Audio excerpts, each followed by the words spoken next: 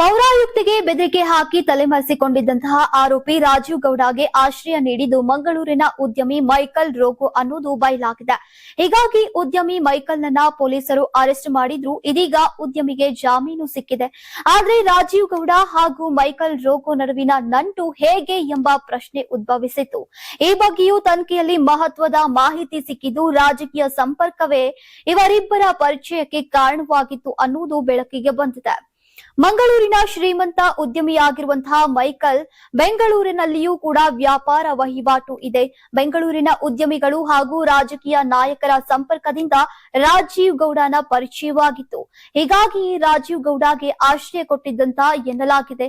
ವಾಮಂಜೂರು ಬಳಿಯ ಪಚ್ಚನಾಡಲ್ಲಿ Michael wooden works ಫ್ಯಾಕ್ಟರಿಯನ್ನ ಹೊಂದಿದ್ದು import ಮಾಡಿದ ವಸ್ತುಗಳನ್ನ ಬಳಸಿ ಇಲ್ಲಿ ಹೈಫೈ ವುಡನ್ ವರ್ಕ್ಸ್ ನಡೀತಾ ಇತ್ತು. ಇನ್ನು ಪೊಲೀಸರಿಗೆ ಈ ಜಾಗ ಗೊತ್ತಾಗ್ತಾನೆ ಮೈಕಲ್ ತನ್ನ ಕಾರಿನಲ್ಲಿ ರಾಜೀವ್ ಗೌಡ ಅವರನ್ನ ಕೇರಳಕ್ಕೆ ಕರೆದುಕೊಂಡು ಹೋಗಿದ್ದ. ಹೀಗಾಗಿ ಇವರು ಎಲ್ಲಿಗೆ ಹೋಗಿದ್ರು ಅನ್ನೋದು ಈಗ ಪೊಲೀಸರಿಗೆ ಗೊತ್ತಾಗಿರ್ಲಿಲ್ಲ. ಇನ್ನು ಇವರಿಬ್ಬರಿಗೆ ಕೆಡ್ಡ ತೋಡೋಕೆ ಪ್ಲಾನ್ ಮಾಡಿದ್ದಂತಹ ಪೊಲೀಸರು ಮೈಕಲ್ ಹಿಸ್ಟರಿಯನ್ನ ಕೆದಕಿದ್ರು.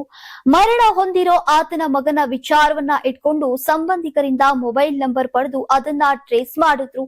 ಆ ಮಾಹಿತಿಯ ಆಧಾರದಲ್ಲಿ ರಾಜೀವ್ ಗೌಡ ಸೇರಿ ಮೈಕಲ್ ನನ್ನ ಪೊಲೀಸರು ಬಂಧಿಸಿದ್ರು. ಆದ್ರೆ ರಾಜೀವ್ ಗೌಡಗೆ ಆಶ್ರಯ ನೀಡೋಕೆ ಮೈಕಲ್ಗೆ ಯಾರಿಂದನಾದ್ರೂ ಆದೇಶ ಬಂದಿತ್ತಾ ಅನ್ನೋ ಬಗ್ಗೆ ಮಾಹಿತಿ ಇನ್ನೂ ಸಿಕ್ಕಿಲ್ಲ.